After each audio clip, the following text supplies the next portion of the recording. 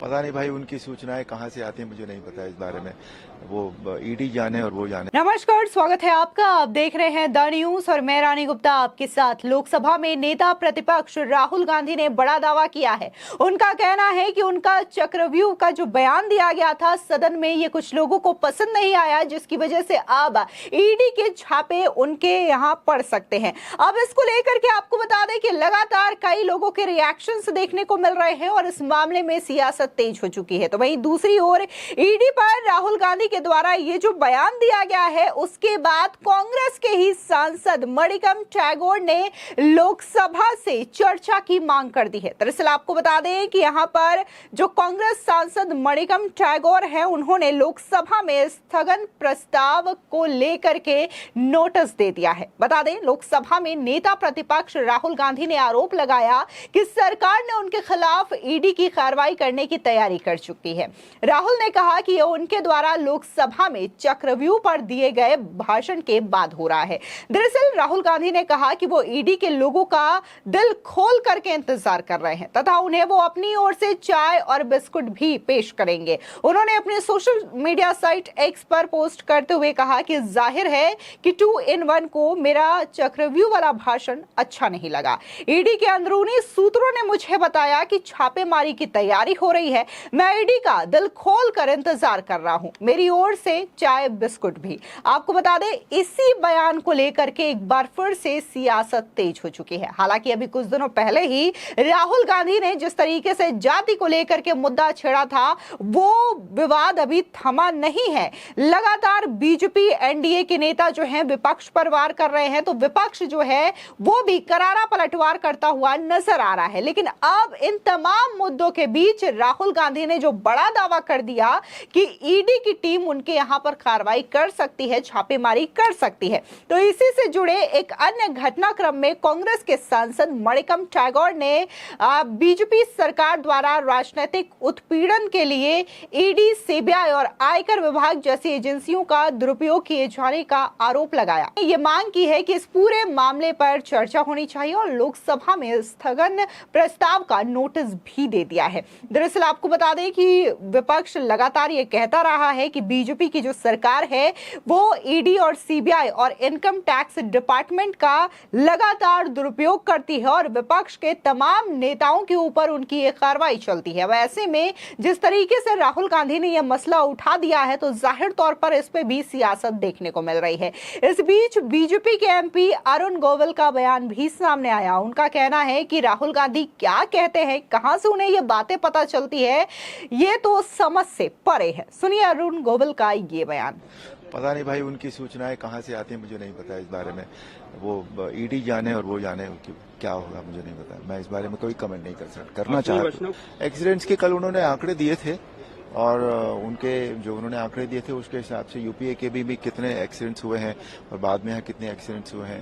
तो ऐसा तो कुछ नहीं है। बहुत मुझे तो लगता है कि बहुत अच्छा काम कर रहे हैं वो। Is a very efficient man. I met him yesterday और बहुत मतलब बहुत सिंपल है और स्ट्रेट फॉरवर्ड है और जो भी बात करते हैं वो सीधी सीधी करते हैं। वो मुझे तो वो राजनीतिक नेता कम लगे, काम करने वाला व्यक्ति ज्यादा लगा मुझे। दूसरी ओर बीजेपी के नेता त्रिवेंद्र सिंह रावत का बयान भी सामने आया। उन्होंने भी राहुल गांधी के इस दावे को लेकर के करारा पलटवार किया है। आखिर बोलते हैं ना कि चोर की दाढ़ी में तिनका, तो वही भय उनको सता रहा है और ईडी अपना काम करती है, लेकिन आखिर वो भयभीत क्यों है?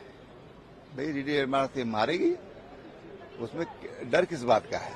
अगर कुछ मिलेगा तो ठीक है, नहीं मिलेगा तो खाली हाथ वापस जाएगी। इसके अलावा बीजेपी के सांसद विष्णु पांडा रे का बयान भी सामने आया। उन्होंने भी राहुल गांधी के इस बयान को लेकर के तीखा हमला किया है। सुनिए विष्णु पांडा रे का ये बयान। राहुल गांधी, सोनिया गांधी, दो गांधी को बोलता मैं। अंडमान का एक द्वीप था भाईपर आइलैंड। ब्रिटिश पीरियड में महाराजा पुरी, महाराजा इम्फल, ये लोग को लेके द्वीप में रखा था, नाम भाईपर आइलैंड, मतलब खतरनाक स्नेक्स। उस द्वीपों में कमर में पांव में चेन बांध के जेल बनाया। उस द्वीप को बेचा यही राहुल गांधी का माँ राहुल गांधी जुआ खेलने के लिए, अड्डा बनाने के लिए, नगर नाश करने के लिए। ये कांग्रेस पार्टी, देश तोड़ने वाला पार्टी राहुल गांधी, ये इसका कोई नाता है? इसका मां सोनिया गांधी जी ने बनाया NAC, parallel parliament, parallel Manmohan Singh, कुछ आया। अंडमान में बफर जोन, सेटलर बैठा है समुद्र का बगल में, मच्छी मैंने जानो नहीं, जारो एरिया, तो क्या खाएगा बंगाली लोग? तमिल मच्छी खाता है, अंडमान मच्छी खाता है, समुद्र में 5 मिनट जारवा, घुसना नहीं कोई, वो क्या भूखा रहेगा?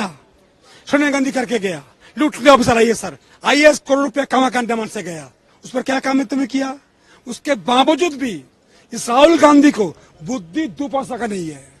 ये व्यक्ति तो जो मर्जी बोलता है राहुल गांधी को, पूछो मत। ये राहुल गांधी जो मर्जी बोलता है, वो ठीक ही बोलता है, सही बोलता है। वो तो छोड़ो, और अंडमान निकोबार द्वीप समूह में मोदी गवर्नमेंट जो काम किया, तुम क्या काम किया बताओ? तो कोर्ट में जाओ ना, कोर्ट खुला है, जाओ कोर्ट में। तुम तो कोर्ट से बेल लेके घूमते रहता है, कोर्ट जाओ ना। कोर्ट क्यों जाता है? जो लोग जेल में गया, कोर्ट में गया, आईबी गया, अरे केजरीवाल गया, हाई कोर्ट सुप्रीम कोर्ट क्या बोलते, बेल देता नहीं, तो गलती मोदी का है क्या? चोरी करेगा, साथ देगा, तुमको छोड़ देगा क्या? छोड़ देगा? अरे मोदी है, राहुल तुम नाटा बच्चा है, तुम कुछ नहीं मोदी के सामने में, तुमको बोलना भी नहीं आता, काम करने में नहीं आता। अरे तेरे से ज्यादा दिमाग मेरा है, 4 बार एमपी अंडमान से बना, तुम जिंदगी अंडमान कभी गया? कौन जमाने इंदिरा गांधी गई, राहुल गांधी गया नहीं, कोई प्रधानमंत्री अंडमान क्यों नहीं गई? मोदी जी बार गया, वाजपेयी बार गया, उसको अंडमान से क्या प्रेम है? प्रेम था राजीव गांधी को, फादर था फॉरेनर्स, अंडमान लेके सिक्योरिटी जोन में गया, क्यों गए आप? कौन भारत का फादर इन आपका कौन है? विदेशी है, मैंने पता अंडमान घुस गया। ये परिवार को क्या बोलेगा? इसको डर, ये दिखाता है पीछे एक है, उससे जब वो कैसा ऑपोजिशन पार्टी लीडर बना, स्पीकर को पीठ दिखाता है। वो जानता नहीं क्या परंपरा है, इस पार्लियामेंट का परंपरा जानता ही नहीं, सीखा ही नहीं। राज परिवार को कुत्ता को बिस्कुट खिलाएगा, मुख्यमंत्री बैठा रहेगा, वो राहुल गांधी है। आपको बता दें, दरअसल राहुल गांधी ने सोमवार को बजट पर चर्चा में भाग लेते हुए केंद्र सरकार पर हिंदुस्तान को अभिमन्यु की तरह चक्रव्यूह में फंसाने का आरोप लगाया था और कहा था कि विपक्षी गठबंधन यानी कि इंडिया अलायंस इस चक्रव्यूह को तोड़ेगा। उन्होंने यह भी दावा किया था कि इस बजट में चंद पूंजीपतियों के एकाधिकार और लोकतांत्रिक ढांचे को नष्ट करने वाले राजनीतिक एकाधिकार को मजबूती प्रदान की गई है, जबकि युवाओं, किसानों तथा मध्यम वर्ग को नजरअंदाज कर दिया गया है।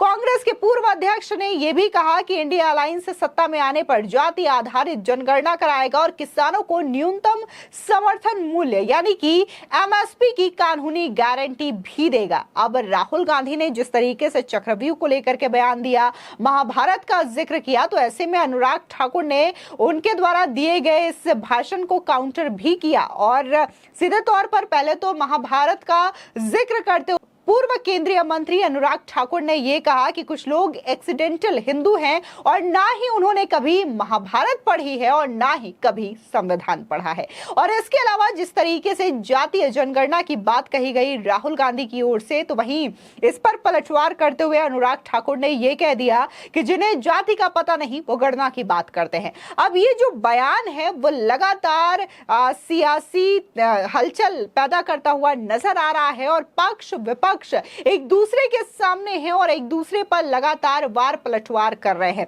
राहुल गांधी का जहां यह कहना है कि जाति पूछ करके उन्हें गाली दी गई है, उनका अपमान किया गया है, तो अब बीजेपी के तमाम नेता और एनडीए के नेता ये कह रहे हैं कि आखिर राहुल गांधी को अपनी जाति बताने में क्या दिक्कत है, उन्हें क्यों नहीं बताना चाहिए कि उनकी जाति क्या है। इसमें से कई सारे लीडर्स ऐसे भी हैं जिन्होंने खास वर्ग का अपना नाम लेते हुए अपनी जाति को संबोधित करते हुए ये कहा कि मेरे जो सपोर्टर्स हैं उन्हें पता है कि हाँ, उनकी समाज से कोई है जो कि उनका प्रतिनिधित्व कर रहा है। तो ऐसे में राहुल गांधी को क्या प्रॉब्लम है? राहुल गांधी जब जातीय जनगणना की बात करते हैं तो सबसे पहले तो उन्हें अपनी जाति बतानी चाहिए, लेकिन राहुल गांधी दो तरफा खेल रहे हैं, सिर्फ और सिर्फ षड्यंत्र करने का काम कर रहे हैं। फिलहाल इस पूरे मामले पर आपकी क्या राय है, हमारे कॉमेंट सेक्शन में जरूर बताएं। धन्यवाद।